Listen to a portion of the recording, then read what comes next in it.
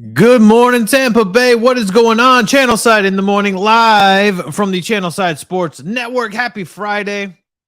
To Fire It Up Friday. We've got a lot on the menu to cover today and not a lot of time to do it. Of course, we know the Orlando Magic are in Atlanta tonight. We'll talk about that likely at the bottom of the hour.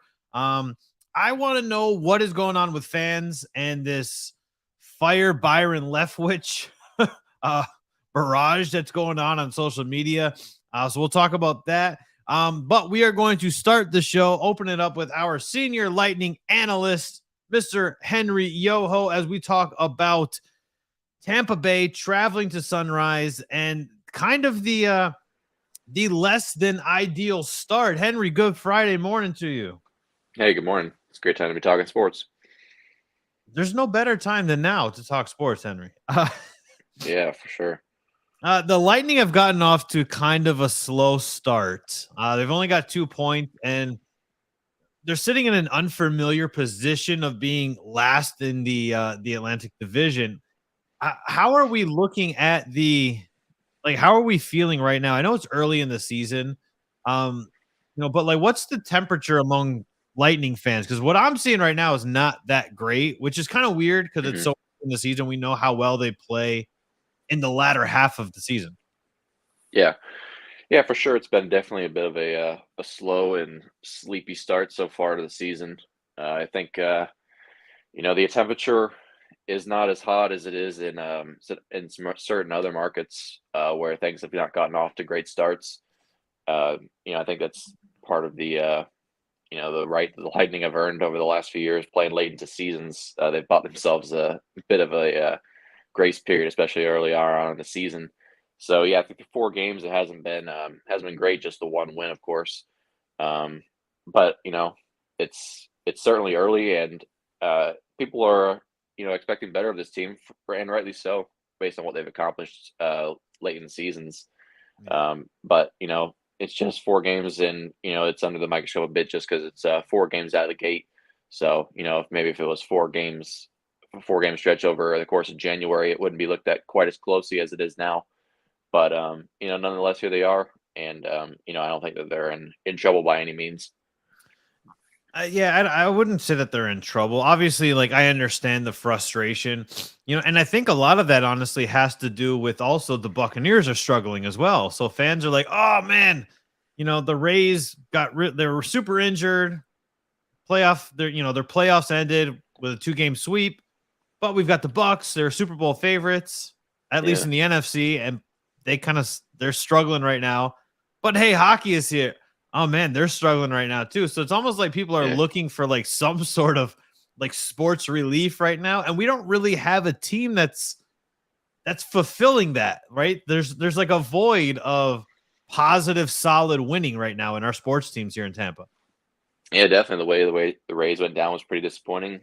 The Bucks have not gotten off to the best start, and the Lightning haven't either. So it's been a bit tough, especially this past weekend with both teams going out and Pittsburgh going down. So yeah, it's been frustrating, but I think that everyone ultimately believes in what this Lightning team is capable of.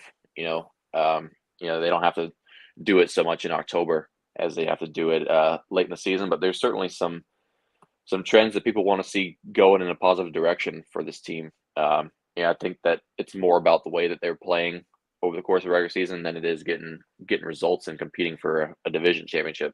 More so just I think that they just want to see something look better than the way things have in the first 4 games. Definitely. And if we look at the standings right now, there's always a way that these things kind of shake out. Like the Buffalo Sabres have 6 points. Yeah. The Montreal Canadiens have 6 points. And then we're looking at the Maple Leafs. They're towards the bottom as well. They're 4th in the division as well. So we're looking at it and going, okay, we can't put that much stock into it. I understand as sports fans, that's what we want, right? We want our teams to just come out of the gates firing on all cylinders. But we had a lot of turnover. We had a lot of changes, and you wrote about this before. There is no line that is safe right now. We're still trying to figure these things out while we plug and play some of these new guys whether it's to fill voids or what have you. But we're still trying to figure a lot of this stuff out. Yeah, that's been the biggest thing for me as part of the start that they've had is just they've had some big departures over this past off season and some big holes that were left behind, and they've got some new bodies in and out of the lineup that they're trying to just get something going with everybody. They've even with the lineups that they've had they've played a total of 8 defensemen already this year.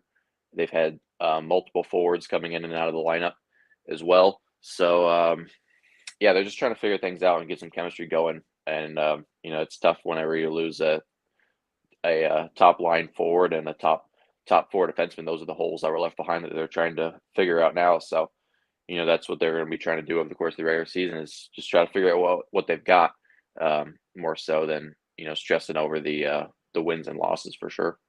Right. Well, and we also have a lot of injuries that we have to overcome as well. So we're playing just with a lot of almost like uncertainty. I know one of the popular things that a lot of fans, at least like on our channel side sports posts are saying is like there's no fire in this team.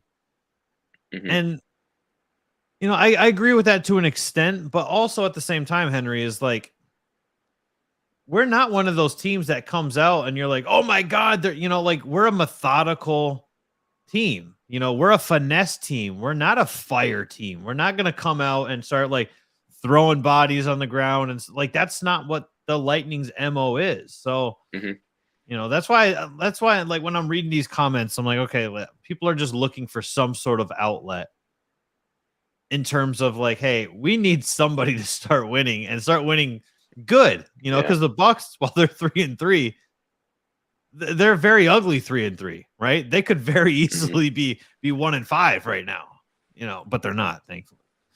Yeah, no, thankfully, I believe that the comments and everything that you see on social media is not a true representation of the feelings that everybody has on the team. But yeah, they've certainly got that energy and fire, inside them. It hasn't really come out so much in 4 games. And you can understand it just because, these early October games, don't really mean so much to this group of players, considering all the playing that they've done going deep into the summer. What's a couple of games early in October when it's the course of an 82 game season. So, they can turn it on, at any point. And I think that tonight's a great opportunity to see that, playing an in-state rival with some new faces on their lineup as well, coming off a playoff meeting a year ago. I think this is a great opportunity to see something a little bit better for tonight for sure. Definitely. I mean, it's the Panthers have that bitter taste of being swept by us, and they're going to try to erase that. They're on their home ice, and there's all of these storylines heading into the game, which makes it more fun because we know the Panthers are very good in the regular season. There was a reason why they hadn't made it past the first round for such a long time. It's just, whether we want to make fun of them or whatever, but it's a thing, right? They couldn't make it past the first round and arguably getting swept in the second round. Did they really make it past the first round? Because they didn't really show up last season either. Yeah, right. Yeah, no, it was a extremely disappointing end of the season there, especially coming off of the best regular season in franchise history. Truthfully, they struggled to get out of the first round against Washington. But yeah, it was extremely disappointing for them to go out 4-0 to your arch rival like that, especially after being knocked out by them the year before. And I think that the way that they went out was extremely disappointing because they kind of got pushed around by the Lightning, and they kind of looked like they didn't even belong on the same ice as them. And so they made a coaching change as well.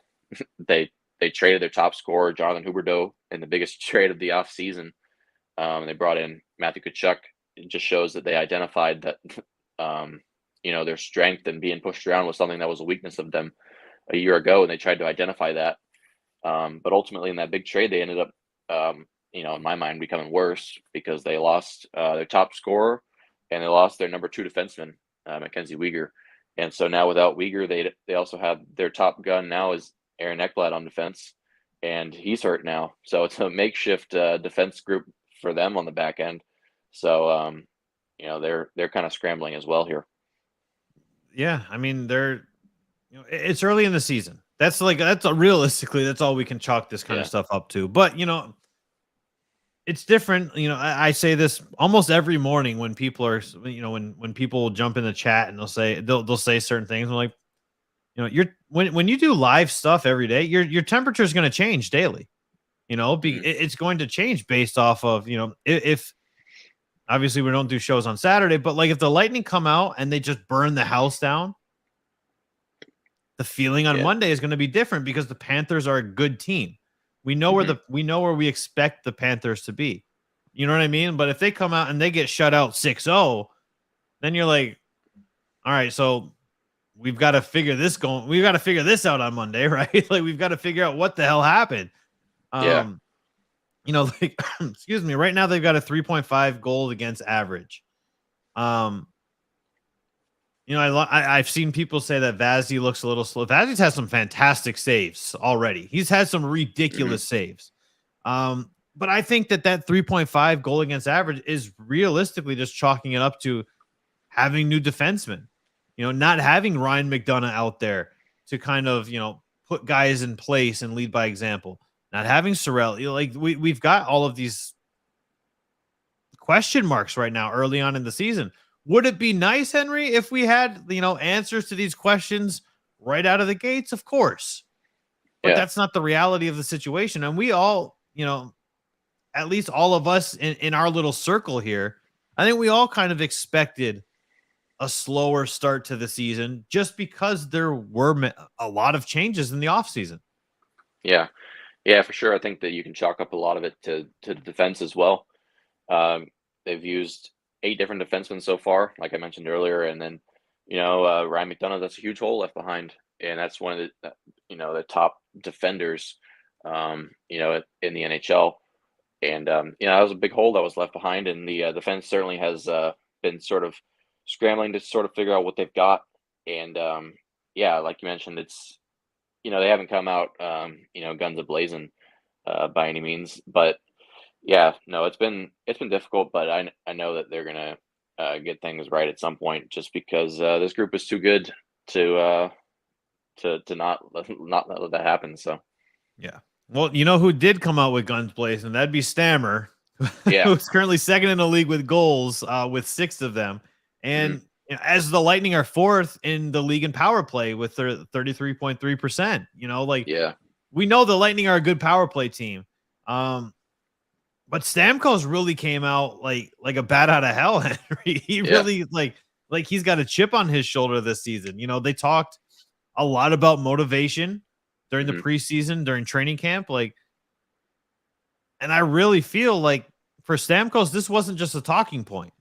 This is legitimately how he feels. I'm pissed off that we lost last year and lost on our home ice. And that was all of the motivation that I needed heading into the season. And he's really taken this team and put them on his back through the first 4 games of the season. Yeah, he's been by far the brightest spot so far in the 4 games, picking up where he left off last year's regular season. He went on an insane streak towards the end of last year to reach the 100-point mark. And so forth. He was like over a goal a game over the last 10 games of the regular season. And that's the case again this year. A lot of that coming on the power play, of course, helps as well. But six goals in 4 games. Obviously that's a tough pace to keep up. But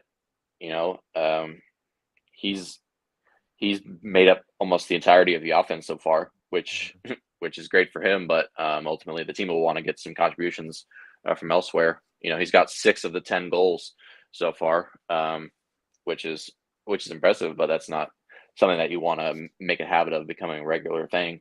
So, he's been an incredible story so far this season, and the production that he's still showing at this age, coming off of all the games played and everything, it's been quite impressive. And it's been definitely the best storyline for sure, based on how the first handful of games have gone.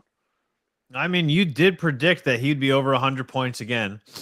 This is certainly the way that you want to start, but it would be nice if he could start racking up some assists as well. So we do need contributions from other guys, because Yeah. Right now, it kind of looks like an Alex Ovechkin kind of offense, right? Where like all of the points and all of the goals are kind of just coming from one guy, and we know that they'll turn it on. Hmm. You know that Cooch is gonna turn it on. Um, one thing that I've noticed, and I don't know if you've noticed as well, is um last year in the playoffs, Stanley Cup final, the semifinal, like we talked about this a few times where Victor Hedman looked like a little slow, right? Like he just looked like, I don't want to say he looked lost, like he was just floating around out there, but like he wasn't playing Victor Hedman style hockey. And I don't think we've seen that through the first 4 games either this season, to where, he had that costly turnover against the Flyers, right? Hmm. Like I'm not sure if we've seen that yet. Like, what do you think? What do you think is going on in a guy like his mind, where he is one of probably the top 3 defenders in the entire NHL, to where he's not playing to his level, and it's kind of carried over from last season? Hmm. Yeah, no, we haven't seen quite the monster that he is quite yet on the back end. But I think you can also, say the same thing about how, these games don't really mean as much to these guys at this point anymore. But yeah, no, I think you can see him totally take over a game at any point. That's still there, and at some point you got to think about the mileage is piling up on these guys. They know that they have to pace themselves over the course of an 82 game regular season. There's no way you can have that playoff level of physical or mental intensity for 82 games. It's just too difficult. But yeah, no, I think that he's somebody to keep an eye on to see where his game takes him, just because it hasn't been up to his standard yet so far this season. Yeah, I think the mileage, it seems to be more of a talking point when it comes to the playoffs, right? Yeah. And we know that the only way that mileage factor is erased is if the Lightning don't make the playoffs this year. You know what I mean? Hmm. I feel like that's the only way. So, you know, maybe it is a real thing.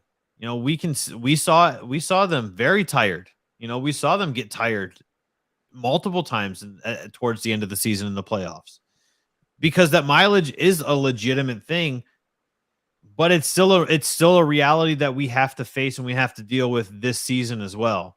Yeah. Um, so it's like one of those, we just got to push through, right? Like we've got to push through and prevail. And you did bring up a good point, which I want to talk about, is to a lot of these guys that have been here for the majority of this run, these early season games don't mean a lot. Yeah. But is there a danger to saying, you know what, hey, it's early in the season, let's just kind of coast by, and we'll try to build towards our playoff run? Like, is there a danger to just saying, you know what, we're just going to coast, to where there's a surprise like the Buffalo Sabres or the Canadiens for some reason are a solid team this year? Is there any danger in doing that for the Tampa Bay Lightning in this division? Yeah. Yeah. No, this there definitely is some danger if this goes on for a longer bit of time, just because there are other teams that are on the rise, and these top four teams from the past few years have been the top four for a while, and they were still expected to be finishing top four in the division this year. But teams like Buffalo and Detroit and Ottawa even are getting better. And over the course of the season, if they continue to coach like this, they could get some scares out of it. But I think that they know that they want to be playing the right way, and they're too professional of a group to let themselves really coast through a season over the long haul. Maybe you'll see them take some games off here and there, but it's just a testament to kind of the right they've kind of earned in playoffs. Say that these don't really matter as much, and you can see the difference between teams. The best example is Toronto, of course. This season has gotten off to a not a great start themselves, but still have a better record than the Lightning.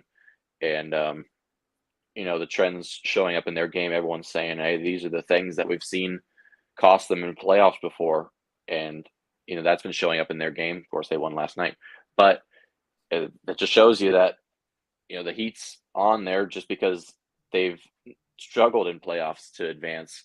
And when they're seeing those sorts of trends come up in their game in the regular season, it's like, hey, this is why they don't advance. Whereas the Lightning have gotten, hey, well, they've got time, they'll figure it out, and they know what they're doing. So that's just the difference for me. I think one of the things that that I've noticed, at least through the first 4 games, is John Cooper talked a lot during the playoffs in press conference of, we shot ourselves in the foot. We need to clean it up. We'd spend a lot of time in the penalty box. Well, they've only got 38 minutes right now, which is towards the bottom of the barrel in penalty minutes. For context, the Predators are leading with 74 minutes. Like they've already got over an hour of penalty time in just 4 games, which is crazy. And then on the other side of the spectrum, the Blues only have 10 penalty minutes so far.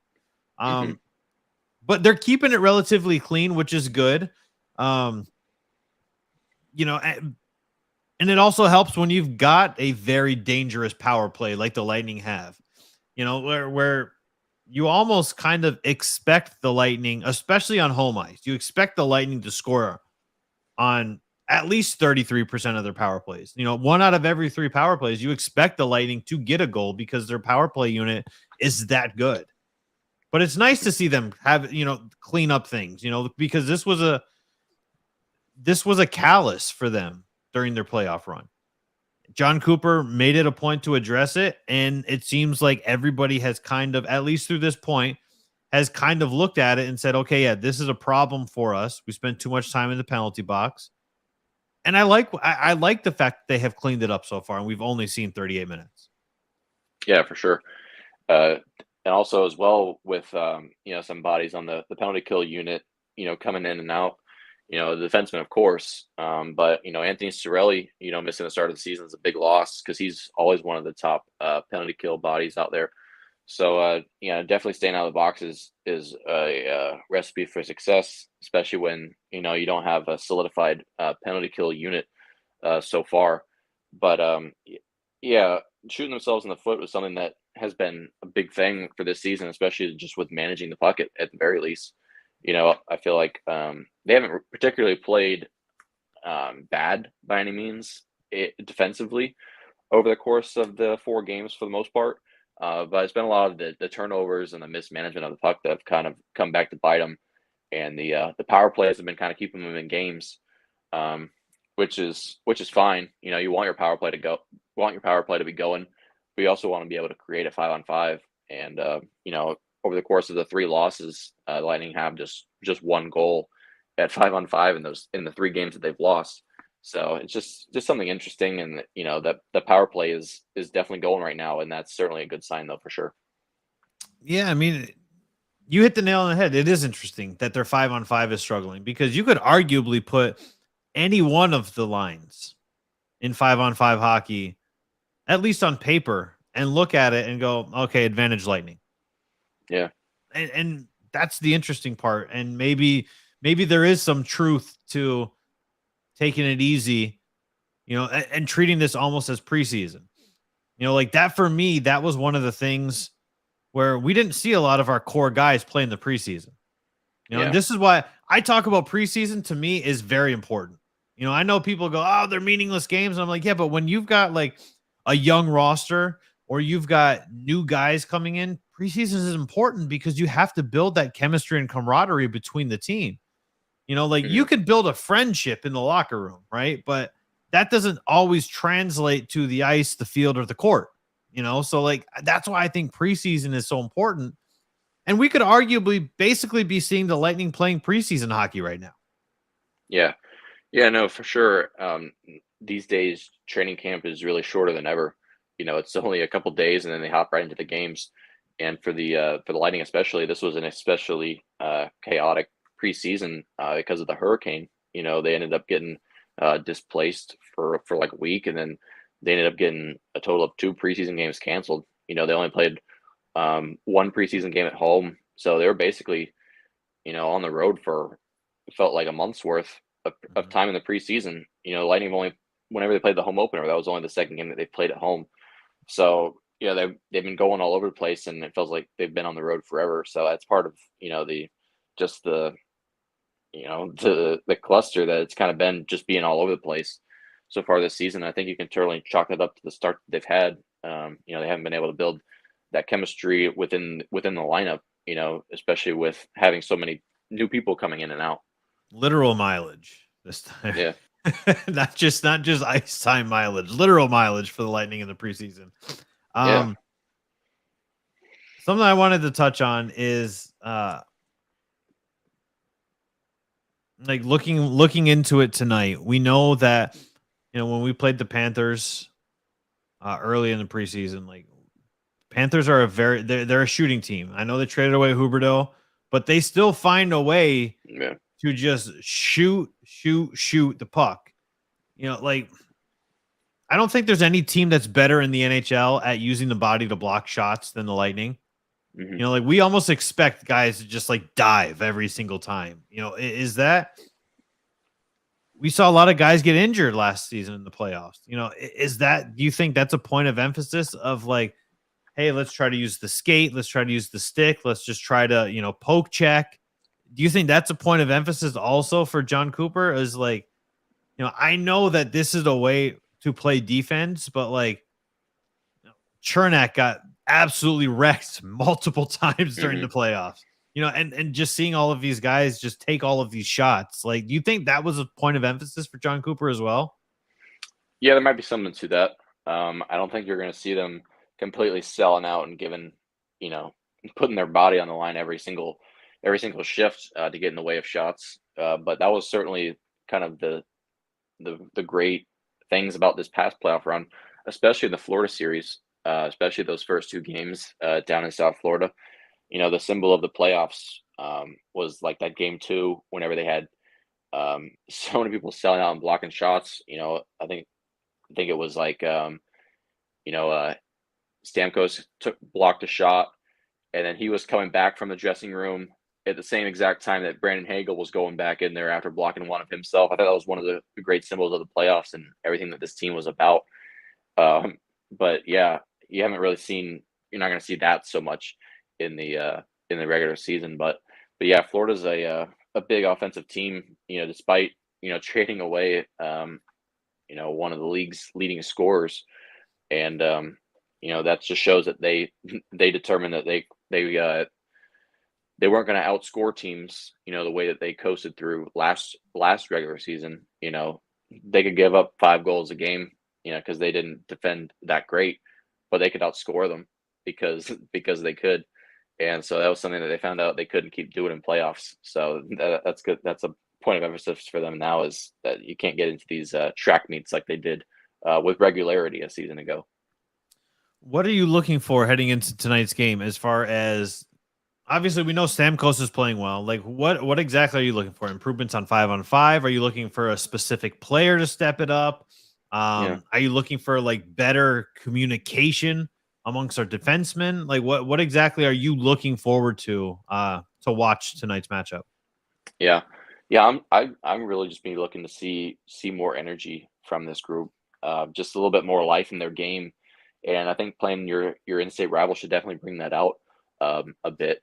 But I would also like to see like a little bit more like creativity and chances created at 5-on-5, just because that's been something, it hasn't really been there. It's been kind of a one, I don't know if you could call it a one-line show, but there's been only one person really scoring, 6 of the 10 goals so far. So I would like to see a little bit more chances created and a little bit more creativity among the forwards, especially further down the lineup, just because there hasn't been, a ton really going on offensively, offense-wise. Just, they're trying to figure things out. So I would like to see something a little bit further down the lineup for sure. I got the last one for you here, Henry. If the cap jumps by $4 million, how much more scary does it make this Tampa Bay Lightning team, knowing how good Julian Brisbois is at signing players? And, we talked about it in the offseason. We're like, man, we've got all of these 7-year, 8-year contract extensions. And you're like, well, that lowers your cap hit, right? Like that makes this team that much more dangerous, because now if you have an extra $4 million to play with, you can bring and you have a nice solid playoff run, obviously, hopefully a Stanley Cup run. But if you are now, a team that's made it to the Stanley Cup final 4 years in a row, and you've won 3 out of 4. There's no bigger destination than the Tampa Bay Lightning in the NHL. And now you've got all of this extra cash that you could just kind of say, like, hey, we're open. Who wants to come? You're going to get a who's who of people that want to come and play for the Tampa Bay Lightning. Yeah, no, it would be huge. And one of the great things as well is, the Lightning have kind of gotten ahead of the game with a bit of the long-term contracts that they've signed, especially this past offseason. They signed Chernak, Cirelli, and Sergachev to long-term deals. Nick Paul as well to long-term deals, kind of in the assumption that the cap's going to go up.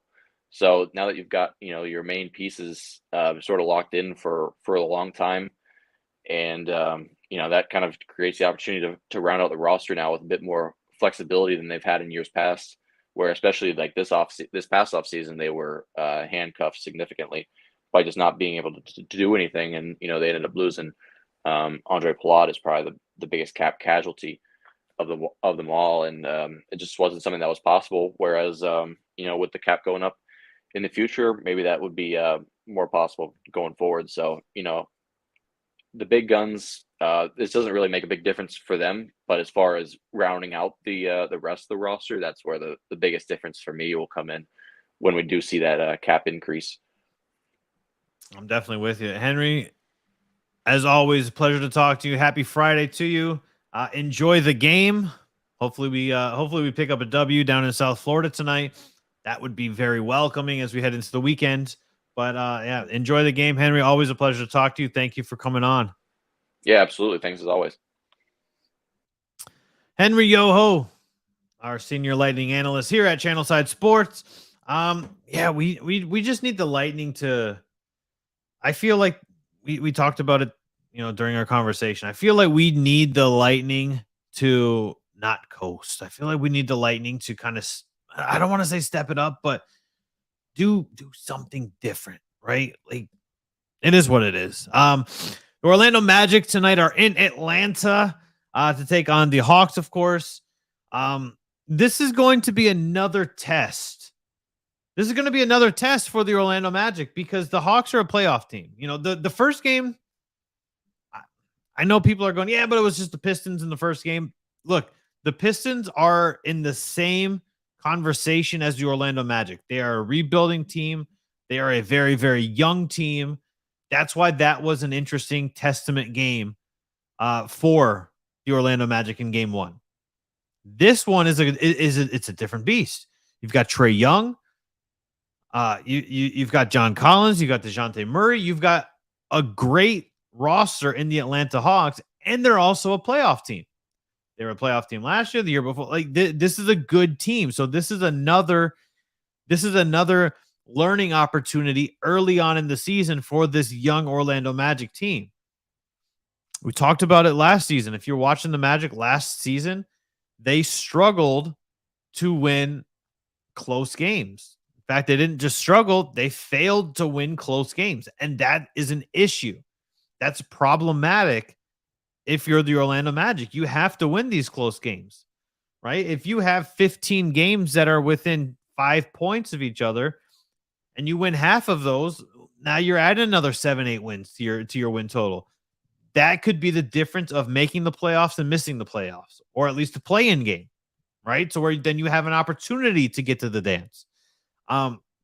Obviously, we saw Paolo Banchero come out, 27 points against the Pistons, and almost took that leadership role right by the reins right away. He created his own shot on that cut for the first 2 points for the Orlando Magic. There were a lot of good, solid, positive take-homes from that game, despite them picking up the loss.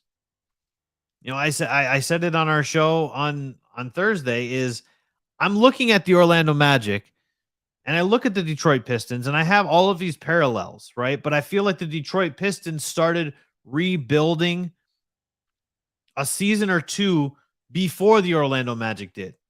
That's why I feel like the Pistons ended up getting the win. Sure, they have a young roster, but they also have more veteran leadership. Terrence Ross is our oldest player. And Terrence Ross is not old. Terrence Ross is 32 years old, right? Like, that's not 32 in the NBA is still not that old. 32 as like a running back, that's ancient.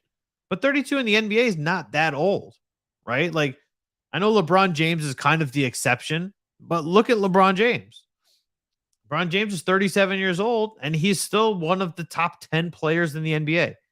So Terrence Ross is not old by sports standards because the NBA career is a little bit has more longevity. Obviously there was no Cole Anthony, there's no Jonathan Isaac, and we don't know what we're going to get from Jonathan Isaac.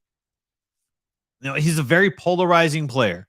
You've got the one hand where everybody's saying Jonathan Isaac's going to come back and he's going to be, a man amongst boys on the court. That would be a perfect world scenario. Then you've got the other side of the spectrum where they go, just trade away Jonathan Isaac. He's a bum. I would expect Jonathan Isaac to be somewhere in the middle. Jonathan Isaac is essentially a rookie again. He's missed so much time. He's missed 2 full seasons. He's missed so much time that he is now an unknown commodity. You don't know what to expect from Jonathan Isaac when he finally takes the court again. Thank you to everybody who is tuning in. Hopefully you enjoyed our lightning chat between Henry and myself. We are at the bottom of the hour, so we're talking Orlando Magic tonight. We're going to try to wrap it up with a little bit of Bucks chat and the weird fire Byron Leftwich thing that's taken over kind of the fan base amongst social media. Trying to figure out what the hell that means. But things that we're looking for, with the Magic tonight is we really want to see the Magic clean it up, right? They had 18 turnovers against the Detroit Pistons. And we know that that's going to happen when you have a young team. We know that that's a thing. It's unfortunate, but it's a thing. You got a young team, first game of the season. They want to come out. They want to put their stamp on it. Things didn't quite work out. The Hawks had 9. But the Hawks are a more poised team. They're an older team, and they're experienced in not just being competitive. I feel like that's where we are with the Orlando Magic is we want them to be competitive. We want them to compete in every game. That's why I'm only looking for 34 wins from the Magic. I'm looking for 34 wins and hoping that 34 wins is an opportunity to get into the play-in game. That's what I'm looking for from this team is get to the play-in game. Tell me how we look, and then we'll take it from there. I want to see signs of improvement. I don't, if Markelle Fultz's prediction of 4th seed comes true, I mean, that's again, just like Jonathan Isaac coming back and being a man amongst boys. That's a perfect world situation. Realistically, I just want to see improvement. You only won 22 games last year. Much like the Hawks, they didn't have much contribution from the bench. We talked about that on Thursday. The Magic didn't have much contribution from the bench either. They got 10 points from Bol Bol off the bench, 10-6, which is great because, he was a question mark coming into the season. What's going on with Bol Bol? What's the experiment with Mo Bamba? Like, we've got all of these guys that are kind of like projects. And if these projects pan out, then my God, we're in a beautiful position with the Orlando Magic. John Collins, game 1 for the Hawks, 24-8. Trae Young was 23-13, and those 13 were assists. And then DeJounte Murray had 20 points and 11 assists as well. The Hawks had 30 total assists in their first game, where the Magic only had 21. And it's making the extra pass, because making that extra pass likely is going to eliminate some of those turnovers as well. You swing the ball around. I mean, if you've played organized basketball, you understand that your coach 9 times out of 10 is screaming at you, make the extra pass, make the extra pass. And if you don't, you're probably going to be running suicides at any level. We did it in Pee-wee. I don't know what youth basketball, I guess. We did it in high school. We did it in college. You're going to run suicides if you don't make that extra pass. I'm not saying that Jamal Mosley needs to have these guys running suicides from not making the extra pass, but I think you understand what I'm saying. I'm looking for the Magic to clean it up. 8 of 18 for Franz Wagner, not an ideal shooting night for him. We saw a lot of chemistry in the pick and roll between Wagner and Wendell Carter Jr. in the preseason. I want to see more of that. I want to see a lot more of that. And especially tonight, because the front court for the Atlanta Hawks is a pretty solid unit. I want to see, Wendell. I think I said 17 and 12 is what I was hoping Wendell would finish his season at. Those were the numbers that I was hoping for. I was hoping for a 17 and 12 season from Wendell. That's what I think he needs. And I think that the Magic as a unit need. We can't really expect Paulo Banchero to score 27 every night. That would be fantastic. But I do think that he came out and he set the tone for this team. They just need to learn how to, keep that momentum. And remember, they were up by 15 over the Pistons. And then they got down by as much as 12. Like, that's a huge swing. You're talking about a 27-point swing, from the high to the low. That's an issue. Like, you got to learn how to be competitive and stay the course. I know Terrence Ross has been in the league for a very long time. Gary Harris, they re-signed him because he was a veteran vocal leader, but he's also not that old, right? Like, I'm not saying you need to go out and get like a Udonis Haslem that's been in the league for 20 years, but they need to get people that are used to being in scenarios where how to close out a game. You know how to hold a lead and play the game with a lead. Now, how many times do we see it in football? Right? We see that all the time in football where guys will or a team will get up big. They'll be up, 14 points or whatever. And then the defense turns into a shell defense. It turns into a bend but don't break defense. And then you're looking at it going, damn, guys, like, here we are. Like, this is problematic. Like, that 14-point lead is now erased. And that's not where you want to be. You don't want to be in that situation. You don't want to be in a situation like that when you are a young core. But I think what we saw from the Magic in game one was promising. Little tiny things you got to clean up. You can clean up turnovers. You can clean up making an extra pass. You can clean those things up. I really think that the Orlando Magic had so much chatter, so much, so many eyes, especially in our area. And whether you're in Tampa or you're in Orlando, just in like Central Florida, I feel like there were so many eyes on this Orlando Magic team to where they wanted to come out and prove something. And I think despite the loss, I think they did. They showed us we can run. The Pistons were looked at as a team that was going to struggle defensively. They were uncertain about where their offense was going to come in set plays. And they were largely looked at as a fast break, fast-paced team. That's what the Pistons were looked.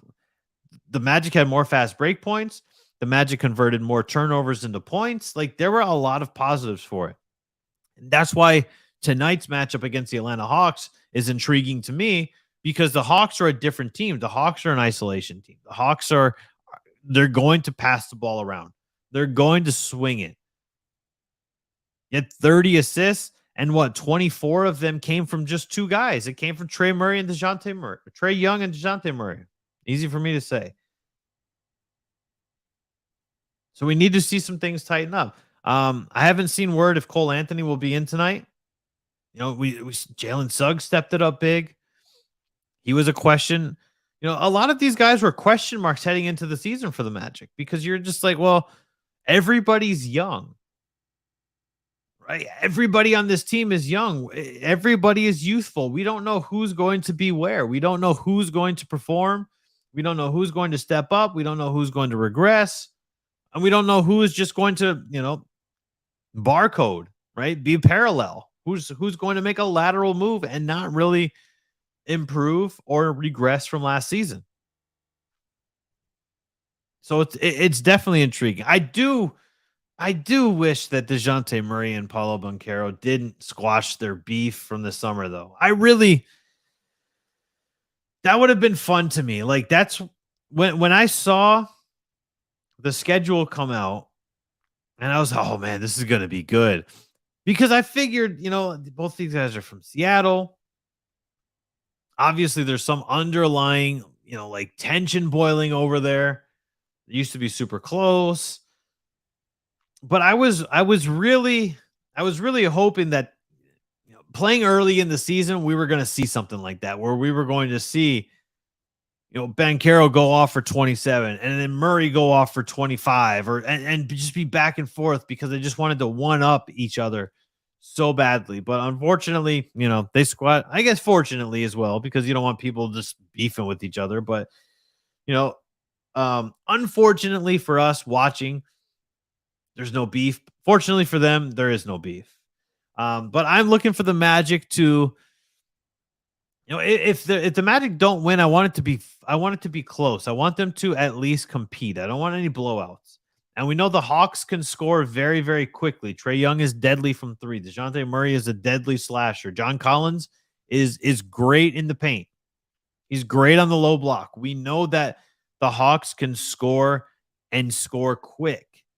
But we need to see that from the Orlando Magic now as well. That's what I'm looking forward to tonight, is seeing how quickly the Magic can score, because we know that the Hawks are probably going to jump out to an early run. That's their MO.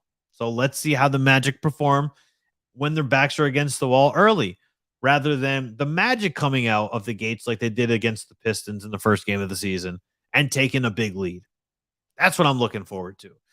10 minutes left in the show. Thank you, everybody that's tuned in. Hopefully you're enjoying the show. Please hit that thumbs up button if you're watching. Hit that subscribe button if you're enjoying it. If you hit the thumbs up, that tells YouTube, hey, we're enjoying what's going on, and we would like other people to come in here so you guys might enjoy what's going on as well. Tom Brady apologized for his military comparison, where he said, it's hard to focus on my personal life for half the season when it's football, and compared it to, being deployed in the military, which I knew at some point he was going to have to retract that. That's unfortunately, that's the world that we live in. But I also thought that it was I don't want to say it was in poor taste, but I was just like, what do you know about that, Tom? What do you know about being deployed in the military? You don't. Like, you weren't in the military. You've been your entire adult career, you've been in the NFL, or your entire adult life, you've been in the NFL. Like, you don't know what it's like to be deployed. So I just thought that was, I understood where he was trying to go with that, but I just thought it was kind of dumb. Like, you didn't need to do that. And of course, he had to apologize because everything offends everybody in the world nowadays. But moving forward, we need to see what this team's going to do. Look, the Carolina Panthers traded Christian McCaffrey late last night to the San Francisco 49ers. So if you missed that came out during Thursday Night Football last night. This makes that game that much more important for the Tampa Bay Buccaneers to win. That makes this game that much more of a must win, and not must win. I said I wanted them to win by 3 scores. I want them to win by 24 points now. There's no Robbie Anderson. There's no Christian McCaffrey. I want this team. I need the Tampa Bay Buccaneers to win by 24 points for me to feel comfortable about where this team is heading. Said at the top of the show, they're 3-3 right now. Top of the NFC South. That's great. But they're an ugly 3-3, and that's problematic for me. 5 of the 6 games haven't looked good at all. They've not been solid. They have not looked good, and I'm not a fan of the product that I'm seeing on the field. Shaq Mason has missed practice with an ankle. Not an ideal situation. We'll see what happens when the injury report comes out today. Hopefully, Shaq Mason is going to be a full participant in practice, or at least participate in a limited fashion to where he's a game time decision. Because we know the issues start for the Tampa Bay Buccaneers. We know they start up front, which is why I don't understand this fire Byron Leftwich trend that is going on amongst Tampa Bay Buccaneer fans. These plays are Byron Leftwich's plays, which are the same plays that he had last season when we were lighting the league on fire. We averaged 30 points a game. The Buccaneers ignited the league with points per game with Byron Leftwich's system. So looking at it now going, oh, we need to fire Byron Leftwich. He's just not, he doesn't understand. He's got the thing that I find funny about a lot of NFL fans, and this is not just Bucs fans. This is Lions fans, Niners fans, Broncos fans. This is fans of every team as they go, God, the offense is just so predictable. We know what they're going to do every single time. Well, the offenses are predictable because this isn't college football. You're not running trick plays all the time. You're running what works, right? There's reasons why the offense is predictable. The Buccaneers offense is predictable because they've got better skill position players than your defense does. That's why the Buccaneers offense is predictable. Every team's got their own reasons for the predictability, but the Bucs have better skill position players than 9 out of 10 defenses have to match up with them. That's why the offense is predictable for the Bucs. The problem for the Bucs is that they've got 5 offensive linemen and only 2 of them are performing well. And right now, one of them is on the verge of not playing in Shaq Mason, who is out with an ankle. That's the issue for the Buccaneers as we head into this game on Sunday. The Carolina Panthers are 1-5, but they're also a very ugly 1-5. Sure, we could talk about the possible, win opportunity against Cleveland in week 1. We could talk about that. That's fine. But, we've only had one game where we've had a complete game on both sides of the ball as for the Tampa Bay Bucs. That was the first game of the season against the Dallas Cowboys. This is the only game where it's been a fully complete game. The defense was super dominant in game 1. The defense was dominant in game 2 against New Orleans. The defense was pretty damn good against the Green Bay Packers. The offense struggled against New Orleans. Hell, the offense struggled against Dallas despite scoring 19 points. Right? The offense kind of did struggle. Yeah, you take away Leonard Fournette having a $120 on the ground, and where are we? The ball's not moving. The ball's not moving because Tom Brady was still under a lot of duress. He was being hurried. I know I sound like I'm getting on Luke Gedeke when I talk about this, but it's a solid blemish for the Tampa Bay Buccaneers offensive line to have literally the dead last left guard.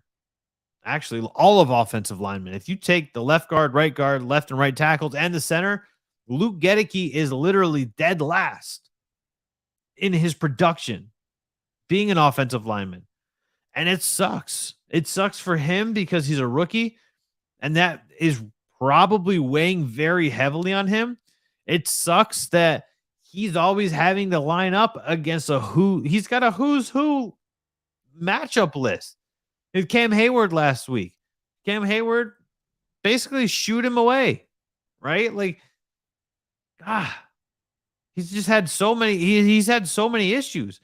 But now that the Panthers don't have Christian McCaffrey, if this game is even remotely close, we've got some serious problems for the Tampa Bay Buccaneers. If this game is even remotely close, you've got no downfield threat with Robbie Anderson. You've got realistically the only offensive threat that you have with Christian McCaffrey. You don't have anything. There's nothing that's on your offense right now. DJ Moore, good receiver, but he's, as a wide receiver, you're dependent on your quarterback to get you the ball. If the Buccaneers defensive line does what they need to do, guess what? BJ Walker's struggling, and he's struggling mightily, and that's going to play factor into DJ Moore. That's why I was very adamant about Mike Evans playing in that Green Bay game. Doesn't make a difference. Mike Evans is a wide receiver. He's 100% dependent on Tom Brady able to get him the ball. If Tom Brady is scrambling in the pocket, trying to make plays with his feet, at that time was 2.02 seconds to throw the ball, Tom Brady is going to largely be throwing the ball away, which is why he is so low in sacks, but he's so high in hurries, and he's also very, very low in being in average time to throw. Your wide receivers are only, it doesn't matter. We could have, with the offensive line we have right now, with the way that they're performing, you could have Randy Moss out there with Mike Evans. You could have Jerry Rice out there with Mike Evans. And you're still going to have problems moving that ball because your quarterback is hiking the ball and already on the run for his life. Already. All you got to do is line up your best defensive tackle over Luke Gedeke, and you're already in the backfield immediately. You could jump the snap, and he's in trouble. Now, Jay in the chat says, I think Matt Rule being fired, moving on from 2 players, the team will come out fired up and playing hard. I think the Panthers will be tougher than people think. I don't see us losing. I don't see us losing. But I need to see the Bucs win. I need to see them win big. I don't need to see them in a trench war with the Carolina Panthers, they're not a good team. They're just not, overall on offense, they're not a good team. Whether Christian McCaffrey, performed well against the Bucs or he struggled mightily in his career against the Bucs, Christian McCaffrey is still Christian McCaffrey. He still has that ability to take things to the next level. That's the thing for Christian McCaffrey, right? Is he's got that ability, but he's not there. You've got nobody that is a downfield threat on the offense. I said this yesterday when they traded Robbie Anderson. It doesn't matter if Robbie Anderson only catches 34% of his passes. You still have to account for a guy that's just running verticals. You have to account for that. You've got to play with a deep man, or you've got to play with somebody over top. But you don't have that anymore. You can solely focus. You could solely focus on shutting down DJ Moore. What is Chuba Hubbard? Are we worried about Chuba Hubbard? I'm not really worried about Chuba Hubbard. Chuba Hubbard's likely not going to be the running back in Carolina next year, and they already know that. There's no reason to be worried about him. The Bucs need to come out. They need to be dominant on defense. They need to get the PJ Walker a lot. They need to force turnovers. And they need to come out and they need to move the ball effectively. I know the Panthers have a fairly decent defense, but you need to move that ball effectively. Your defense isn't really the question. We know how dominant the defense can be, but we know that the defense needs to come back to life. They need to be resuscitated somehow because they've struggled, right? Like they've struggled over the last few games. They should not have allowed Atlanta without Cordero Patterson to run for 150 yards. They shouldn't have allowed Clyde Edwards-Helaire to not look like a question mark in that Kansas City offense, right? Like you can only hope to contain Travis Kelce. Travis Kelce is a different animal. You can only hope to contain him, right? They since week 3 they haven't looked that great. Pittsburgh didn't really have many problems, and they had two quarterbacks play. Right? They had Kenny Pickett and Mitchell Trubisky play, and they didn't really have any problems moving that ball. But we know the defense has the ability to take it to that next level. We have not seen that from the offense, and we need to see that from the offense on Sunday. That is going to wrap it up for us on this Friday edition of Channelside in the Morning. Make sure if you are following us on YouTube, you please hit those thumbs up buttons when you're watching the show live. That helps let people know we are enjoying what we're watching, and we think other people will enjoy this as well. Make sure you're following us on all of the social media platforms. Search for the Channelside Sports Network. I am Danny, and we will see you on Monday. Enjoy the weekend. We've got the Magic tonight. We've got the Lightning tonight. We've got the Bucks on Sunday. We've got the Magic again on Saturday. We've got a great weekend of sports if you're fans of the teams from our area. Enjoy the weekend. I am Danny, and we will see you on Monday